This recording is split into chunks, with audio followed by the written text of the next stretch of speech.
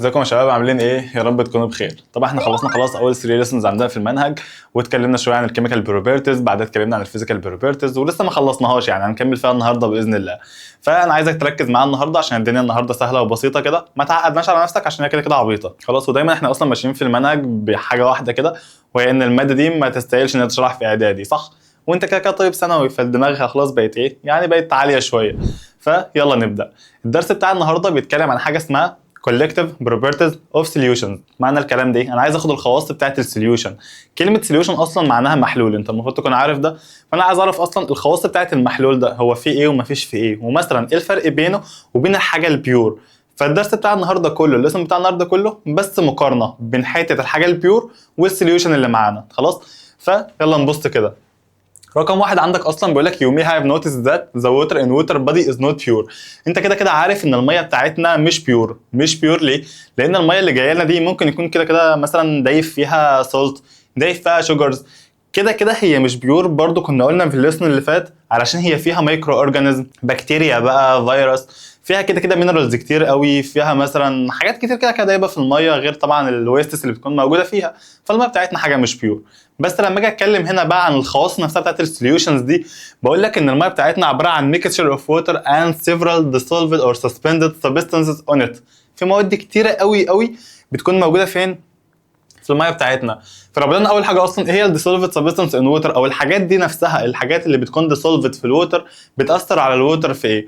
والله رقم واحد كده كده معانا من الدينستي، لان احنا كنا اخدنا لما الميه بتاعتنا بيحصل فيها ديسولف من اي سبستانس الدينستي بتاعتها بتتغير، صح؟ طب حلو. نيجي هنا بيقول لك رقم واحد انا بعمل تشينجنج اصلا في الووتر كارنتس، واحنا كنا عرفنا ان ايه ووتر كارنت، وهي التيارات المائيه، وكنا اخدناها اصلا فين؟ في ليسن 2. خلاص لا ليسن 3 بارت 1 خلاص كنا اخدنا الووتر كارنت، وعرفنا طبعا ايه الحاجات الورم والحاجات الكولد والجو ده. طب نيجي الجهه الثانيه، بيقول لك بيعمل دايفرستي اصلا في الاورجانيزمز اللي عايشه في الميه، اختلاف في المكونات كلها، او في اختلاف مثلا في الكائنات اللي عايشه في الميه نفسها. يبقى تاني الميه بتاعتنا لو مثلا بقت عباره عن سوليوشن او فيها سبستانس كتيره معمول لها ديسولفد، فانا كده كده هروح اغير منين؟ هروح اغير من الاورجانيزمز اللي بتكون عايشه فين؟ اللي عايشه في الميه. خلاص حاجه صعبه في ده؟ والله المفروض لغايه دلوقتي لا. طب نكمل. احنا عندنا دلوقتي انا عايز اعرف يعني ايه كلمه سوليوشن. بس في الاول كده احنا هناخد مثلا مثال على المج اللي معانا ده، او مثلا اللي هو الكوبايه دي. خلاص في الاول واحده واحده كده، احنا عندنا دي بتكون عباره عن معلقه عاديه، بس بيقول لك ان فيها شويه ملح. الملح ده بسميه سوليوت. بسميه ايه؟ سوليوت. خلاص. كلمه سوليوت دي الحاجه اللي انا بدوبها في الميه، دي الحاجه اللي بتدوب في الميه. بس برايك كده هو السوليوت ده المفروض كميته تكون كبيره ولا تكون قليله؟ طب تعالى نشوف. مثلا انت عندك السوليوت رقم واحد بيقول لك ان هو عباره عن dissolved substance in solvent، دي الماده اللي بتدوب جوه السولفنت بتاعي خلاص، which exist in smaller quantity.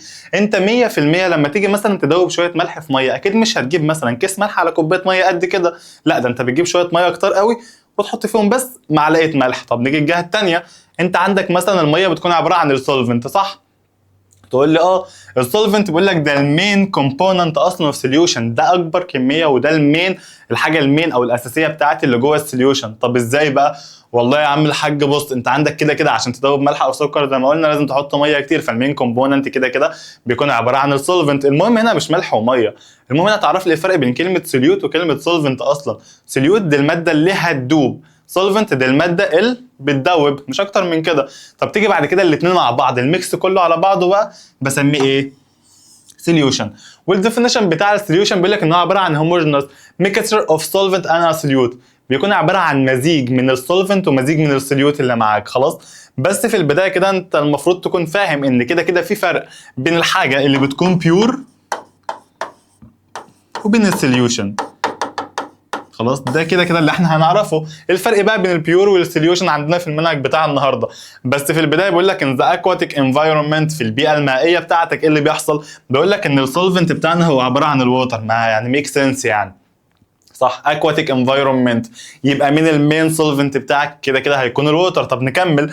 بيقول لك بعد كده ذا سوليوت مي بي ا كيميكال سبستانس، زي مثلا السولت اور اذر سبستانس، صح؟ ممكن يكون سولتس، ممكن تكون شوجرز، ممكن يكون مثلا اسيد، ممكن تكون بيز، اي ماده، اي سبستانس ثانيه، ده بيكون عباره عن مين؟ عن السوليوت. بس لما تيجي بقى على السولفنت كده كده الووتر، ما انت في اكواتيك انفايرمنت، صح؟ تقول لي اه. طب نكمل. خلاص نبدا بقى. اول حاجه هي الكولكتيف بروبرتيز اوف سوليوشن، هي الخواص بتاعه المحاليل. احنا كده كده عرفنا ان احنا هناخد مقارنه بين السوليوشن وبين البيور. طب نبدا بقى فيها واحده واحده. بقول لك some properties of solution differ from the properties of pure solvent. في بعض الخصائص بتاعت السوليوشنز بتكون مختلفه عن البيور solvent. ما احنا كده كده هنعرفهم وهناخد ايه الفرق بينهم، بس بيقول لك forming them at the same condition of pressure and the same temperature. يعني حتى لو التمبريتشر بتاعتك تمام وحتى لو البريشر بتاعك تمام، الاثنين ايكوال، هنا مثلا 50 هنا 50 هنا 1 هنا 1 ايا كان الرقم، لو الاثنين ايكوال مع بعض كده كده في فرق بين السوليوشن وبين مين وبين الحاجه البيور. خلاص بس بسمي الحاجات دي collective properties of the solution. ولها definition بيقول لك دي بتكون عباره عن properties of solutions that depend on number of molecules. ما انت لو جيت تحسبها في الاول تقول لي والله مثلا الحاجه البيور بتاعتي دي عباره عن شويه مثلا من الموليكيولز، نفترض 100 مثلا، انا ضفت عليهم من بره مثلا 50 مثلا جرامز او 50 موليكيولز مثلا من ماده ثانيه، بقى يبقى نمبر اوف موليكيولز زاد. طالما عدد الموليكيولز بتاعتنا زاد فكده كده الناس اتغيرت، وكده كده الكولكتيف بروبرتيز بتاعتنا ايه اللي هيحصل لها؟ هتتغير. تمام قوي. نيجي بعد كده بس خد بالك من تكه صغيره في باقي الديفينيشن. اصلا بيقول لك هو عباره عن properties of solution as depend on the number of ions or molecules بس of non-volatile dissolved substance. كلمه non-volatile معناها ايه؟ معناها الحاجات اللي ما طارتش ودابت في السوليوشن بتاعك. يعني انا هستفاد ايه مثلا لو نفترض انا بدوب مثلا ايه هيدروجين مثلا، بدوب اي حاجه في الميه، خلاص حاجه مش فولاتايل. عموما كلمه فولاتايل معناها حاجات متطايره، ممكن تكون مثلا زي السبايسز، التوابل. انت لو بتدوب مثلا توابل في ميه، بص تخيل، امشي معايا كده وامشي بمخيلتك دي معايا. انت بتدوب شويه توابل مثلا في ميه صح؟ تقول لي والله يعني ماشي معاك. التوابل دي منها حاجات كتير بتطير، انت هتحسب اللي طار ولا اللي جوه الميه؟ اكيد هتحسب اللي جوه الميه. فانت بتحسب النون فولاتايل سبستانس اللي بتكون dissolved في السوليوشن بتاعك بس not on the type of ايه of solute. يبقى انت عندك الخواص دي كلها بتعتمد على حاجه واحده بس، وهي number of molecules، عدد الموليكيولز بس اللي بتكون دابت. طب اللي طار يا عم فاكس. طب مثلا نيجي نشوف الحاجات اللي هي مثلا التايب النوع، برضه فاكس، انا ليها دعوه بالعدد بس مش اكتر من العدد. طب نيجي بعد كده، اصلا هي الكولكتيف بروبرتيز اوف سوليوشن ايه الخواص بقى اللي احنا هنتكلم عنها النهارده؟ والله 4. رقم 1 بيكون ايه؟ lowering of solution vapor pressure. انا هقلل من الضغط البخاري نفسه او الضغط بتاع التبخير بتاع السوليوشن بتاعي. طب نيجي رقم 2 elevation في البويلنج بوينت، بعلي او برفع البويلنج بوينت هي درجه الغليان. وانت كده كده المفروض تكون فاكر ان انت عندك البيور ووتر، بما ان هعمل مقارنه بين السوليوشن وبين البيور ووتر، كده كده البيور ووتر بتكون 100 سيلسيوس، ده بيكون الحاجه البديهيه والطبيعيه. رقم 3 ديبريشن في الفريزنج بوينت، هتقلل الفريزنج بوينت، وبرده حاجه بديهيه كده كده، وهي ان الفريزنج بوينت بتاعت الووتر كده كده بتكون عند 0 سيلسيوس. رقم 4 بيقول لك الاوزموتيك بريشر، وده هيقول لك ان هو واز ستادد ان ليسن 4 والجو العبيط ده، بس احنا كده كده هنعمل ايه؟ هندرس حته مين الاوزموتيك بريشر. طبعا ده اصلا ليسن 4 يعني كده كده هندرسه هنا. تمام. فنرجع تاني يا عم الحاج، احنا اخدنا النهارده ايه لغايه دلوقتي؟ اخدنا مقارنه بين البيور ووتر والسوليوشن، ولا لسه هناخدها؟ اخدناها امتى؟ احنا لسه هناخدها كده كده، سوري، لسه هناخد مقارنه بين البيور ووتر والسوليوشن. طب هناخدها ازاي؟ عن طريق طبعا ايه؟ الكولكتيف بروبرتيز اوف سوليوشن او الخواص الجماعيه لمين؟ للمحاليل. هنقارن بين 4 حاجات زي ما قلنا، هنقارن بين البريشر، هنقارن بين البويلنج بوينت، وهنقارن باثنين كمان اللي هم الفريزنج، وحاجه ثالثه كمان اللي هي اصلا بتكون عباره عن ايه زي ما قلنا؟ بتكون عباره عن الاوزموتيك بريشر. خلاص حاجه صعبه في ده؟ والله تقول لي لا. طيب تمام، خليك معايا وفوق واحده واحده. نبدا اول حاجه بقى اللورنج الفيبر ايه بريشر. احنا قلنا اصلا ان كل الخواص بتاعتنا دي بتكون معتمده على حاجه واحده بس، وهي النمبر اوف موليكيولز. تمام. تقول لي تمام. طب نبدا. بقول لك at a certain temperature the volume of the liquid in an open container decreases over time. معنى الكلام ده ايه؟ واحده واحده. هتيجي هنا مثلا، خلاص ده اوبن كونتينر عادي خالص اهو، بس اوبن ملوش غطا مثلا او ملوش حاجه قافلاه. تيجي هنا لو انا مثلا سخنت من هنا، تقول لي والله الحاجه دي كلها هتتبخر لفوق. اقول لك تمام حلو قوي. طالما الحاجه دي تتبخر لفوق، هو لسه في حاجه بتفضل اصلا في الكونتينر ولا كله بيجري؟ تقول لي لا كله بيخلع طبعا. طب هو بيجري يعني، خلاص تمام، يبقى الضغط البخاري بتاعك كل شويه او الفيبر بريشر، الحاجه بتيجي عندك وبتطير. طالما الحاجه بتيجي عندك وبتطير يبقى لسه في بريشر اصلا عندك، ولا البريشر خلاص كل شويه بيقل ليه؟ لان الموليكيولز بتطير ما بترجعش تاني، يبقى البريشر بتاعك قل صح؟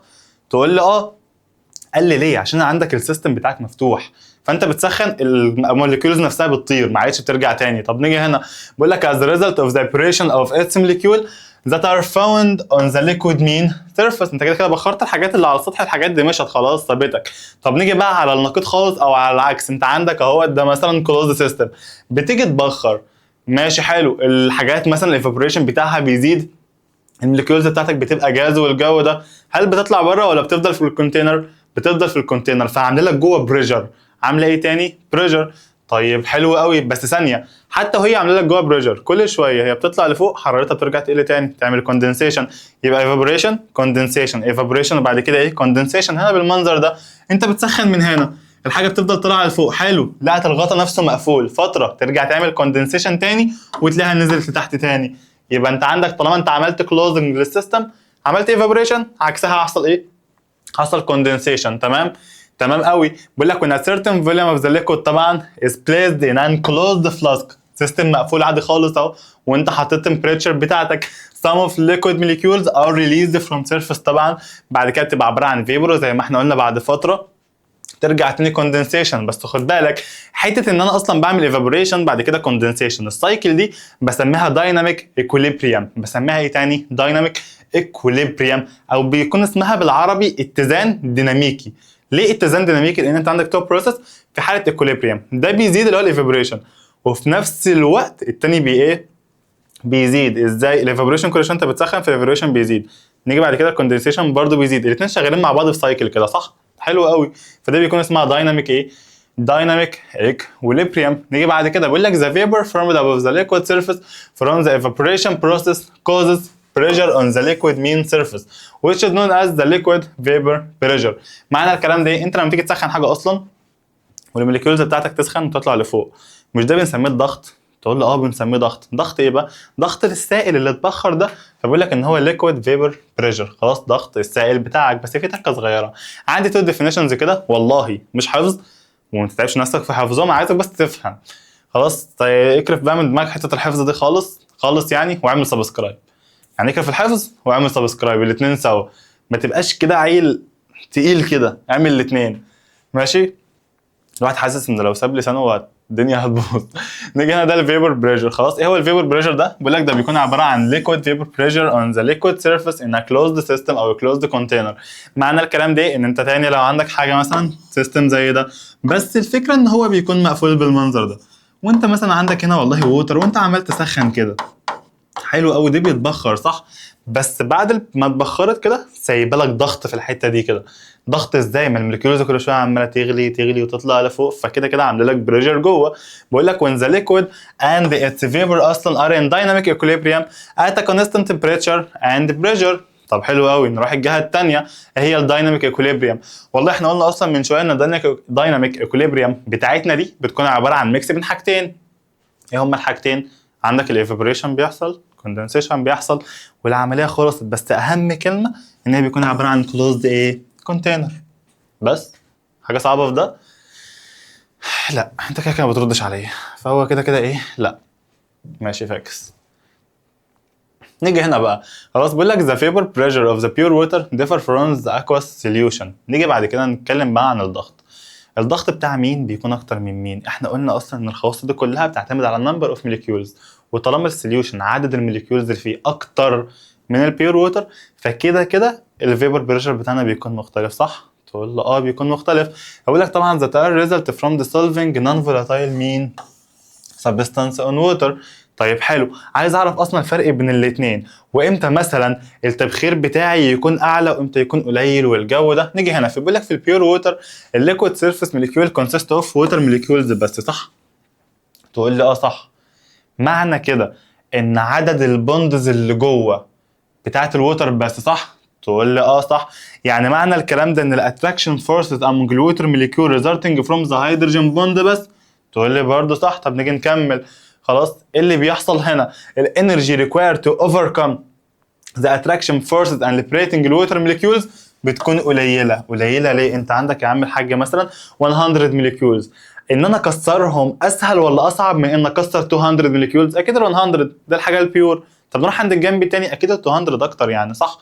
صح. طب ليه؟ تقول لي هنا بس عباره عن هيدروجين بوند بس اللي بين الوتر، هنا هيدروجين بقى بوند، وهنا طبعا بيكون في كمان ايه كوفالنت بوند، في بوندز كتير قوي بتكون متكونه.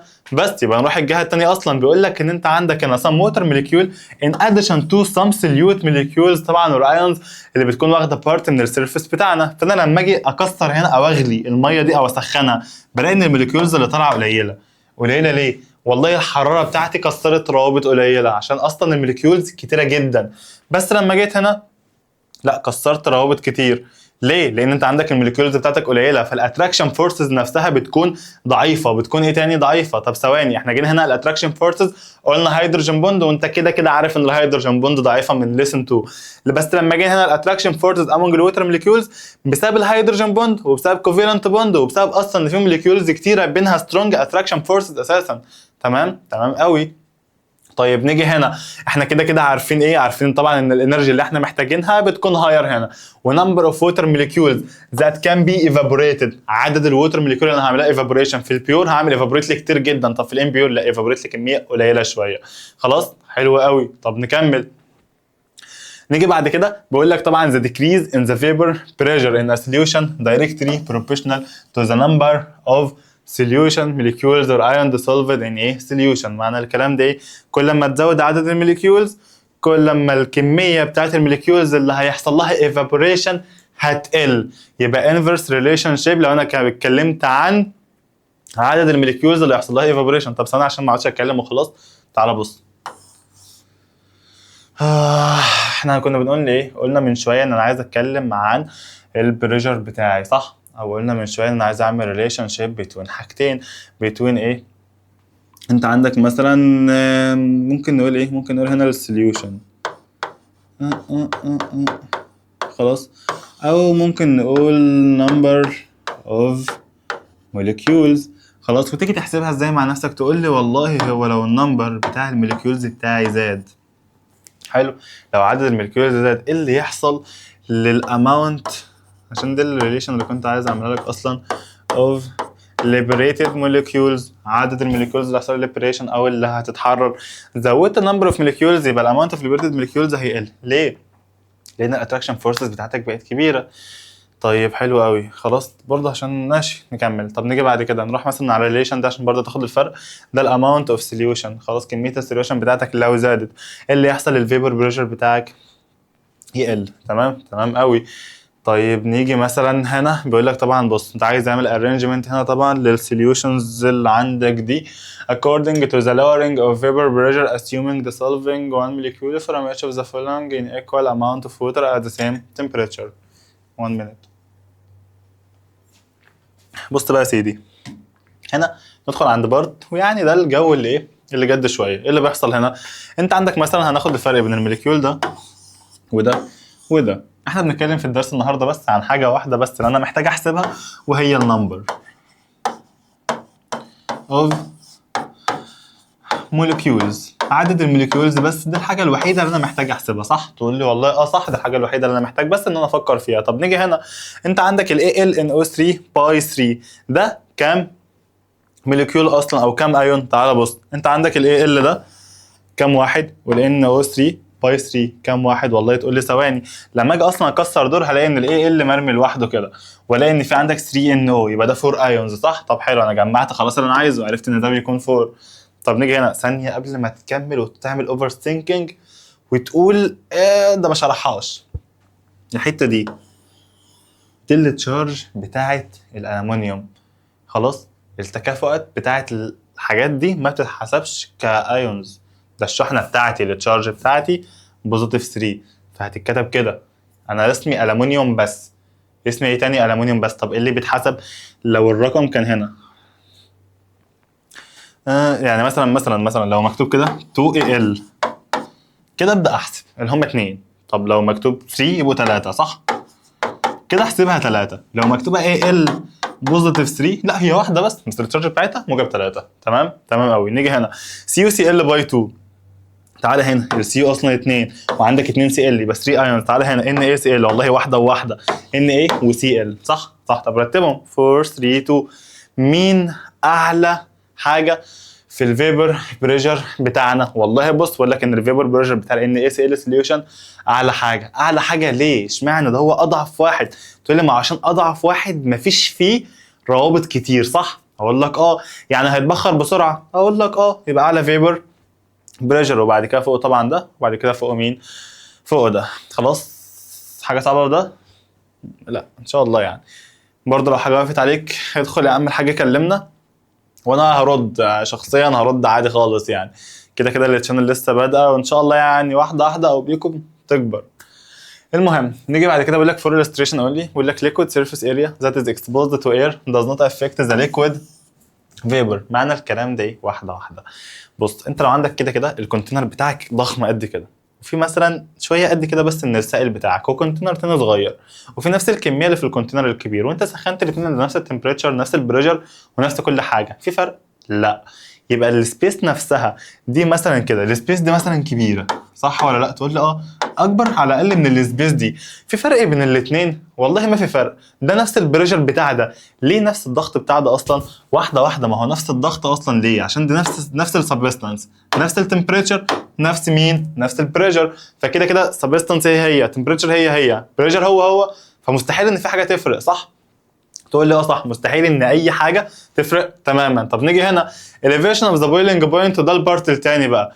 بص هو انت ممكن اصلا تكون فاهمها او لقطتها شويه. انا عندي السوليوشن عدد الموليكيولز اللي فيه كتير جدا، والبيور عدد الموليكيولز قليل. مين يغلي اسرع، البيور ولا السوليوشن؟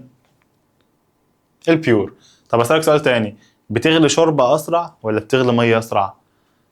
معرفش، ده البنات غالبا اللي هيجاوبوا عليه. بس مين اللي بيغلي اسرع، الشوربه ولا الميه؟ اكيد الميه. الشوربه محتاجه وقت كتير، ليه؟ عشان عباره عن سوليوشن، الا اذا انتوا بتغشوا الشوربه، ده حاجه ترجع لكم، مش تبعنا. المهم by increasing the temperature of the pure liquid the vapor pressure ايه increases till reaching the value of the atmospheric pressure. نقف هنا شويه. الحاجه بتاعتي اصلا بتغلي لما تكون في equilibrium او في مثلا توازن بين البويلنج بوينت بتاعتك وبين الاتموسفيريك بريشر. يعني كل ما الضغط الجوي بتاعك يتغير البويلنج بوينت بتاعتك بتتغير. تمام؟ هتفهم اكتر كمان دقيقه، بس واحده واحده. المهم انت عندك بيقول لك لما برفع درجه الحراره بتاعه البيور ليكويد الفيبر بريشر كده كده بيزيد، صح؟ ما انا برفعت درجه الحراره بتاعه الليكويد. ما انا عندي مثلا كونتينر كده وده كله عباره عن ليكويد، ايا كان الليكويد بيكون عباره عن ايه اصلا، وانت كده كده عمال ترفع لي درجه الحراره. طب انت رفعت درجه الحراره الموليكيولز بتاعتك بتطير كده، صح؟ تقول لي معنى كده ايه؟ انت زودت التمبريتشر، ده رقم واحد. فانت عندك كده كده التمبريتشر زادت. طب تيجي على الجنب التاني اصلا بعد ما التمبريتشر زادت عندك، تيجي تبص هنا تلاقي ان انت عندك اصلا الفيبر بريشر بتاعك برضو زاد، صح؟ تقول لي بس واحده واحده لغايه اما اوصل لحاجه اسمها الاتموسفيريك بريشر. وصلت للضغط الجوي بتاعي على السيرفيس بتاعي كده، او كده هوصل لحاله مين؟ لحاله البويلنج. تمام قوي. يبقى انا ما بوصلش لنقطه البويلنج الا لما اوصل للاتموسفيريك تمبريتشر، قصدي للاتموسفيريك بريشر اللي هو الضغط الجوي بتاعي. وكده كده انت المفروض تكون عارف ان الضغط الجوي بتاعي بيكون كام؟ 1.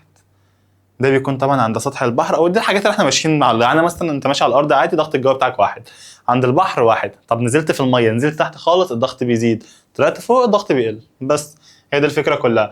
فانت عندك اصلا لما الاتموسفير بتاعك بيكون 1 البويلنج بوينت كده كده بتكون كام؟ 100، لان ده طبعا بيور ووتر، صح؟ طيب لما بنعلي الحراره اكتر ده يزيد، بس برضه يروح فين؟ الاتموسفير طبعا مين؟ بريشر اكتر. تمام قوي. طب نكمل. خلاص بقول لك البويلنج بوينت اصلا بتاعت الليكويد كديفينيشن بتكون عباره عن ايه؟ ده التمبريتشر at which vapor pressure of the liquid is equal to ايه؟ atmospheric pressure طبعا. طب نيجي بعد كده طبعا exerted on the liquid mean surface. نيجي بعد كده بقول لك البويلنج بوينت بتاعت البيور ليكويد is constant at standard atmospheric pressure. يعني طول ما انت عندك الاتموسفير بريشر بتاعك 1، طول ما البويلنج بوينت بتاعتك بتكون constant. تمام؟ طيب تمام قوي. نيجي بعد كده نكمل. بيقول لك البويلنج بوينت اصلا بتاعت الووتر differ according to the pressure exerted in its surface. معنى الكلام ده ايه؟ واحده واحده يا سيدي. انا عايزك بس تتخيل الحوار معايا كده في تكه صغيره. انت عندك نفس الكونتينر اللي تعب معانا النهارده، ونفس الليكويدز عادي خالص اهي، بس في تكه صغيره. ايه هي؟ ان انت عندك الاتموسفير بريشر يعتبر عامل زي الحته دي كده. ايه ده؟ مكبس كده وانت بتضغط على الحاجه اللي عندك. فانا كل لما ازود الاتموسفيريك بريشر انا عمال اضغط على الميه صح، فالحاجه مش هتتبخر، الموليكيولز مش طالعه لفوق، انت بتضغط اكتر فاكتر فاكتر، فالحاجه كل شويه تنزل لتحت صح. تقول لي يعني ايه الكلام ده؟ معنى كده ان انت لو فاتح النار والموليكيولز عايزه تطلع لفوق صح، ما هي بتتبخر، بس انت ماسك الضغط الجوي وعمال تزوده، فالحاجه بتنزل تاني صح.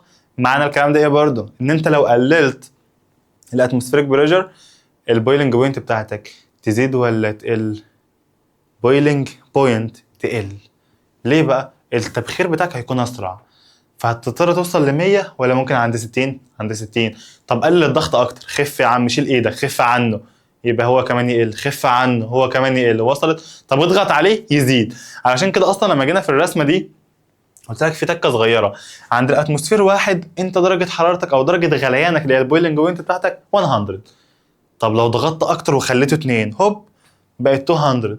خلاص هي حاجه مش كونستنت عموما. طب لو ضغطت خليته 3 تزيد، 4 يزيد، 5 يزيد. فهمت اللعبه بتاعتك؟ طب حلو، احنا قلنا ان الاتموسفير بريشر بتاعك طول ما انت طالع لفوق طول ما هو بيقل. يعني تغلي الميه بتاعتك على جبل ولا تغليها على الارض؟ على جبل. يا رب تكون جاوبتها على جبل. طب نكمل.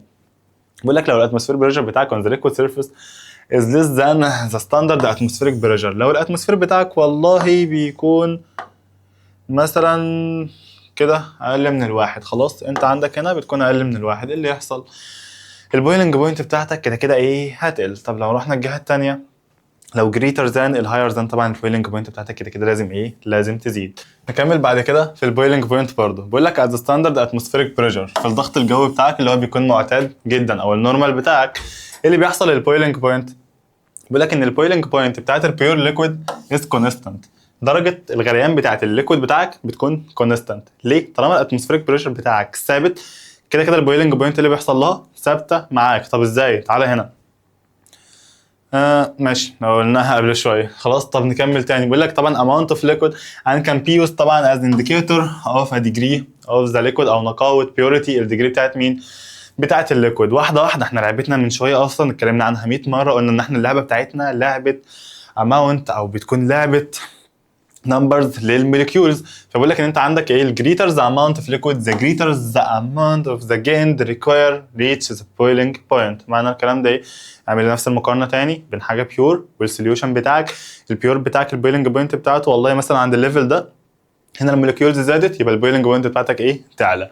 طب ثواني، عندك ريليشن شيب بين البويلنج بوينت اند نمبر اوف سوليوت بارتكلز. ناخد بالي العلاقه بتاعتنا واحده واحده. لما بنزود النمبر بتاع الموليكيولز ايه اللي بيحصل للفيبر بريشر؟ تقول لي والله الفيبر بريشر بتاعك يزيد ولا يقل؟ انت عملت لي زياده في الموليكيولز فالفيبر بريشر بتاعك قل، بس البويلنج بوينت بتاعتك زادت صح. ليه؟ ما انت مش هتكسر روابط كتير بسهوله، فالضغط هيقل بتاع البخار اللي هو البريشر بتاع الفيبر. طب نيجي على البويلنج بوينت، لا ده انا هغلي بصعوبه فالبويلنج بوينت بتاعتي تزيد. خلاص بيقول لك therefore the boiling point of solution is higher than the boiling point of مين؟ of solvent forming it at standard atmospheric مين؟ pressure. طب نيجي بعد كده واحده واحده. انت عندك direct relationship او direct proportional مع الاماونت اوف مين؟ of ions بتاعتك والبويلنج بوينت. زود لي الاماونت اوف ايونز البويلنج بوينت بتاعتك هتزيد، فكده كده الريليشن بتاعتك بتكون دايركت. طب نيجي هنا نبص على الاكزامبلز دي. عندك NaCl دول كام ايون؟ تقول لي والله Na وادي Cl فكده دول 2. طب نيجي هنا MgCl2 والله الMg وخد بالك ان التشارج بتاعته 2 بس هو واحد بس، والCl2 هو 2 Cl نيجاتيف. طب نيجي هنا ثانيه، هنا خلاص 2Al طبعا بوزيتيف 3 كده احسبهم 6؟ لا يا باشا احسبهم الاثنين بس. طب نيجي هنا SO4 باي 3 يبقى 3 في كام؟ في ال SO4 يبقى دول 3 و2 طبعا 5، يبقى ده اعلى بويلنج بوينت، ده اقل منه شويه وده اقل حاجه خالص. نيجي هنا بقى انت عندك الفريزنج بوينت. بص يا سيدي، للمره المليون لعبتنا لعبه ارقام او لعبه نمبر في اوف ايونز. فلما نيجي نبص اصلا على عدد الايونز بتاعتنا في السوليوشن كده كده الايونز كتير جدا، فالفريزنج بوينت بتاعتي عند الزيرو زي البيور ووتر؟ لا اقل من الزيرو. اقل من ايه؟ من الزيرو. ما احنا قلنا ان الايونز بتاعتنا كتيره فالبوندز كتيره، فعشان اجمد كل ده محتاج درجه بروده عاليه قوي، محتاج انزل تحت في الماينس بقى علشان اجمد كل ده. تمام؟ تمام قوي. بقول لك its temperature طبعا at which substance converted طبعا from the liquid state into طبعا solid مين state. وانت عندك الفريزنج بوينت بتاعتك اوف سوليوشن بتكون كده كده اقل من الفريزنج بوينت بتاعت مين بتاعت الووتر. اقل ليه؟ لان دي كده كده بالماينس ودي كده كده فين زيرو عادي خالص يعني، او ممكن تكون اي حاجه تانية. حاجه صعبه وده تقول لي لا. عندك في اوروبا بيعملوا كام حاجه صغيره كده. انت عندك طبعا الجو عندهم مميت، الجو تلج، فبيعملوا ايه؟ يقوموا يا عم جايبين ميه بملح ورشينها على الارض في الشوارع. طب بيرشوها على الارض ليه؟ ميه بملح كده بيور ووتر ولا سوليوشن؟ تقول لي سوليوشن. طالما بقت سوليوشن الفريزنج بوينت عشان الارض تتجمد تبقى زيرو كده، ولا تنزل بقى عند الماينس تحت تبقى عند الماينس، فعشان العربيات تعرف تمشي رايحه جايه فبيرشوا حرفيا ملح على الطريق. مش عشان الحسد، ده علشان عشان الطريق او العربيات تعرف تمشي. نيجي هنا اخر حاجه الاوزموتيك بريشر. الاوزموتيك بريشر انا عايزك تمشي تبع كونسبت واحد كده او كلمه واحده بس تمشي عليها، وايه هي؟ هي ان الووتر loves salts. اصلا تحسها كلمه غريبه شويه، تحسها كلمه غريبه ليه يا عم الحاج؟ هقول لك واحده واحده. انت عندك بص عندك تو سيلز حلو، او تعالى نرسمهم. عندك مثلا سيبك من الكلام المكتوب كله في الوقت في البورد هنا، وتعالى نتخيلها مع بعض. عندك تو سيلز حلو، هقول لك ان الكونسنتريشن بتاع السولت في السيل مثلا A والله 10%، وفي السيل مثلا B يعني والله هيكون مثلا 20%. خلاص طب حلو، هنا 10 وهنا 20. فايه اللي يحصل بقى؟ بص يا سيدي احنا قلنا الووتر لافز سولت صح؟ دي مليانه ووتر ودي مليانه ووتر، او الباقي طبعا بيكون عباره عن الووتر. فالميه بتاعتك هتمشي منين؟ من ال 20 لل 10 ولا من ال 10 لل 20؟ تقول له والله ثانيه واحده ايه ووتر لافز سولتس يعني ميه بتحب الملح، يعني الميه بتمشي من الملح القليل للملح الكتير من ال بي. وصلت بكل بساطه. طب ليه اصلا؟ تعالى بص، انت عندك هنا الميه لما تيجي تمشي من مكان لمكان تاني بتعدي على ممبرين ايه بيرميبل بيعدي كل حاجه؟ لا، بتعدي على سيمي بيرميبل ممبرين، وهناخدها كده كده ان شاء الله في البايو، بس انتوا عندكم هتكون في ثالثه ثانوي.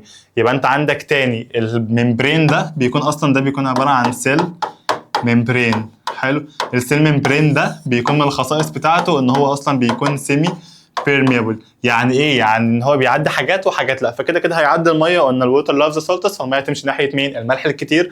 طب نيجي هنا بيقول لك طبعا دي بتكون عباره عن فينومينا اوف ترانسفيرنج او موفمنت للووتر فروم دايليوتد سوليوشن من مكان مخفف يعني في ملح قليل لمكان كونسنتريتد يعني في ملح كتير. طب انت عندك حاجه اسمها اوزموتيك بريشر. بص الديفينيشن بتاعه ضخم، والله انا ما عايز منك الا كلمه واحده بس. الاوزموتيك بريشر ده بيكون عباره عن بريشر اوف سولتس، ضغط الملح مش اكتر من كده. ليه؟ لانه بيقوم جاي كده في تكه صغيره يقول لك والله انت عندك تو سيلز مثلا A و B اهم. يقول لك الاوزموتيك بريشر بتاع A 10، اوزموتيك بريشر بتاع B 30. طب ما احنا قلنا ايه يعني؟ ما انا قلت لك الملح هنا 10 والملح هنا 30 ومشي الميه من ال 10 لل 30 انتهت، سهله وبسيطه. يبقى الاوزموتيك بريشر هو بريشر اوف سولتس مش اكتر من كده. وخد بالك من تكه صغيره ان الممبرين اللي في النص بيكون سيمي بيرميبل ممبرين، لان ده بيكون عباره عن السيل ممبرين اللي هو اصلا بيكون السيل. ممكن اقعد افور واقعد ارسم عليك واقول لك ان السيل ممبرين ده عباره عن فوسفوليبيد، اشرح لك تركيب الفوسفوليبيد وكل ده بس في الفاضي. لما تاخد بايو يبقى خد الكلام ده، انما انت دلوقتي ما انتش محتاجه تماما. ده ملخص كده كده للايه؟ للي فات. انت عندك يا عم الحاج الفرق بين السوليوشن والبيور سولفنت، او الفرق بين السوليوشن كده كده والووتر بتاعتك. انت مثلا لو حطيت ان ACL كده كده الملح اللي موجود في البيت صوديوم كلورايد، لو حطيته على الووتر بتاعتك كده كده دي بقت عباره عن سوليوشن صح؟ سخنت البويلنج بوينت بتاعتك 100 زي ما هي ولا تعلى؟ فريزنج بوينت 0 زي ما هو ولا ننزل؟ طب الفيبر بريشر بتاعك هيكون زياده ولا قليل؟ لان انت عندك الاتراكشن فورسز بقت كتيره جدا. تمام قوي كده. ده بيكون عباره عن ليسن 4 بس. عايز منك كام حاجه صغيره، يعني ممكن تعمل شير ولايكس بقى وكل حته، برضه اعمل فولو تيك توك في انستجرام وفيسبوك، وبرضه كده كده في بيج او الرقم موجود كده كده في كل السلايدز. ادخل اسال على تليجرام وادخل اسال برضه على واتساب عادي خالص. شغل دنيتك معايا عشان احنا كده كده ان شاء الله قلنا هنكون مع بعض في طول المنهج، او في طول المنهج ايه، هنكون مع بعض طول السنه ان شاء الله يعني. فكده احنا خلاص خلصنا، يلا بقى سلام.